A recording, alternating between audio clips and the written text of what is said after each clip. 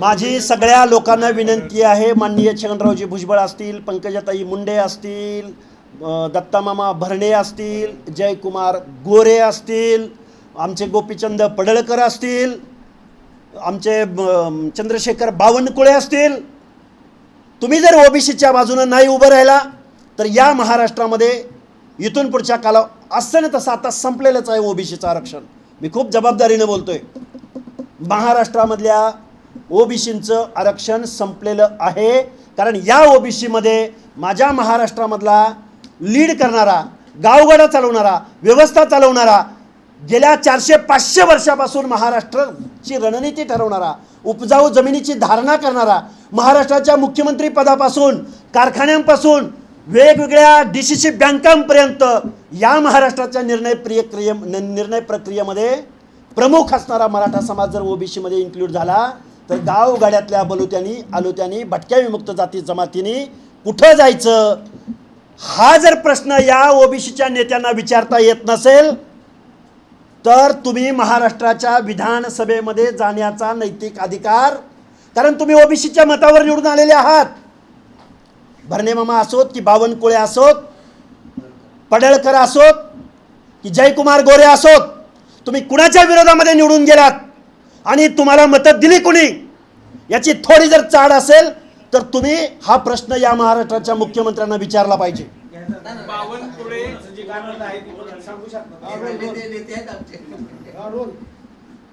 माझी महाराष्ट्राचे मुख्यमंत्री सन्माननीय देवेंद्रजी फडणवीस साहेबांना विनंती आहे, काल जे लोकसत्तामध्ये जी बातमी आलेली आहे, निवृत्त न्यायाधीश सुधीर शिंदे यांनी जो अहवाल महाराष्ट्र शासनाला सादर केलेला आहे आणि त्यांना 30 जूनपर्यंत मुदतवाढ दिलेली आहे. सातारा गॅजेट आणि बॉम्बे गॅजेटमधली वेगवेगळे दस्तऐवज शोधून नोंदी शोधण्याचं आमच्याकडे जी इन्फॉर्मेशन उपलब्ध आहे, माझ्याकडे काही टेबल पण उपलब्ध आहेत, ही जर जस्टिस सुधीर शिंदे समितीचा अहवाल जर स्वीकारायचा म्हटलं तर त्यामध्ये 8,25,851 सर्टिफिकेट इश्यू केल्याचा दावा करण्यात आलेला आहे त्या अहवालामध्ये. त्याचबरोबर 2 कोटी कुटुंबांना लाभ होत असल्याची माहिती पुढे येते आणि 58,82,365 नोंदी वेगवेगळ्या दस्तऐवजामधून नोंदल्या गेल्याचा दावा त्या निवृत्त न्यायाधीश सुधीर शिंदे समितीत केला गेलेला आहे. आमची माननीय देवेंद्रजी फडणवीस साहेबांना विनंती आहे की जर भाजपचा DNA ओबीसी असेल तर या महाराष्ट्रामधला जो बलुता, अलुता, भटक्या विमुक्त जाती जमाती या माणसांच्या हक्क आणि अधिकाराचं संरक्षण कसं होतंय याचं उत्तर तुम्ही आम्हाला दिलं पाहिजे. ओबीसी आरक्षणाला कसा धक्का लागत नाही याचं अधिकृत प्रेस घेऊन एक श्वेतपत्रिका, आणि ही जी माहिती आहे ही माहिती खरी का खोटी हे पण आम्हाला तुम्ही एकदा सांगा. एवढी सर्टिफिकेट इश्यू केले गेल्याचा दावा माझ्याकडे काही इन्फॉर्मेशन पण उपलब्ध आहे. मी वेळ आल्यावर ती इन्फॉर्मेशन मी प्रेस घेऊन महाराष्ट्राला दाखवणार आहे. आणि काल परवा या महाराष्ट्राचे मंत्री उदयजी सामंत आणि भुमरे साहेब जरांगेंना भेटायला कशासाठी गेले, त्यानंतर जरांगेंनी आंदोलनाची घोषणा कशासाठी केली, शिंदे समितीचा अहवाल सबमिट झाला आहे म्हणून का, तुम्हाला काही अशा पद्धतीचा काही निर्णय घ्यायचा आहे का, या प्रश्नाची उत्तरं या महाराष्ट्रातल्या ओबीसी, भटक्या विमुक्त जाती जमातींना, SBC प्रवर्गाला महाराष्ट्राचे मुख्यमंत्री म्हणून माननीय देवेंद्र फडणवीसांनी द्यावी. अन्यथा या महाराष्ट्रामध्ये ज्या दिवशी शिंदे समितीचा अहवाल सबमिट होईल त्याच्या दुसऱ्या दिवसापासून महाराष्ट्रामध्ये ओबीसींचं हक्क आणि अधिकार बचावासंदर्भातलं आंदोलन सुरू होईल आणि मग त्यामध्ये ओबीसीचे आमदार, मंत्री यांच्या घरासमोर जाऊन पहिल्यांदा ओबीसी बांधव बसतील. त्यांना घरामधून बाहेर न पडू देण्याची भूमिका या महाराष्ट्रामधला ओबीसी निश्चित घेईल.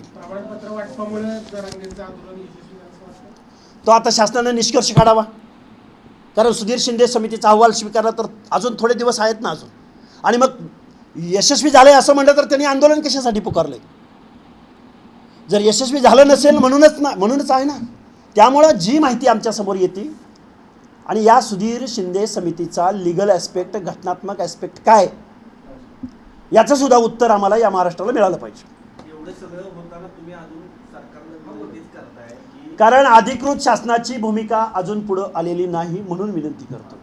ज्या दिवशी आम्ही शिंदे समितीचा अहवाल ॲज इट इज स्वीकारलाय असं म्हणून जे कोणी घोषणा करतील त्या दिवशी महाराष्ट्र बंद असेल. महाराष्ट्रामधली 50 ते 60% लोकसंख्या इथल्या राज्यकर्त्यांचा करेक्ट कार्यक्रम लावेल. आतापर्यंतच्या इतिहासामध्ये अनेक मुख्यमंत्री होऊन गेले शरद पवारांपासून, मात्र आत्ताच एवढ्या मोठ्या नोंदी येतात म्हणजे कुठं तर फडणवीसांच्या काळात ओबीसीचं आरक्षण संपवायचा घाट घातला जातोय का? नाही, माझं म्हणणं असं आहे, आजपर्यंतच्या अनेक मुख्यमंत्र्यांच्या कालावधीमध्ये अशा पद्धतीचं एक्झर्शन झालेलं होतं. अशोक चव्हाण असताना सुद्धा झालेलं होतं, नारायण राणे समितीच्या माध्यमातून सुद्धा झालेलं होतं, गायकवाड आयोगाच्या माध्यमातून सुद्धा झालेलं होतं. पण त्यावेळी सन्माननीय न्यायालय असो किंवा सन्माननीय आरक्षणासंदर्भात निर्णय घेण्यात येणारा किंवा ज्यांना घेण्याचा घटनात्मक अधिकार आहे अशा स्टेट बॅकवर्ड कमिशनकडून वेळोवेळी या बाबतीमध्ये उत्तरं या महाराष्ट्राला मिळालेली आहेत. त्यामुळे हेच मुख्यमंत्री असं नाही म्हणता येणार. याच्या अगोदरच्या अनेक मुख्यमंत्र्यांनी तसे प्रयत्न केलेले आहेत. मोठ्या प्रमाणावरती एवढ्या प्रमाणात हे जर ॲज इट इज स्वीकारलं तर मग मात्र घटनाबाह्य हे आरक्षणामधली घुसखोरी आहे, ओबीसी आरक्षण संपवण्याचा घाट आहे, ओबीसी आरक्षणाची घटनात्मक चौकट ब्रेक करण्याचा प्रयत्न या महाराष्ट्राच्या मुख्यमंत्र्यांकडून, मंत्रिमंडळाकडून आणि लोकनियुक्त सरकारकडून होतोय असा मी डायरेक्ट आरोप ॲज इट इज जर शिंदे समितीचा अहवाल स्वीकारला तर मी या मुख्यमंत्र्यावर करत आहे.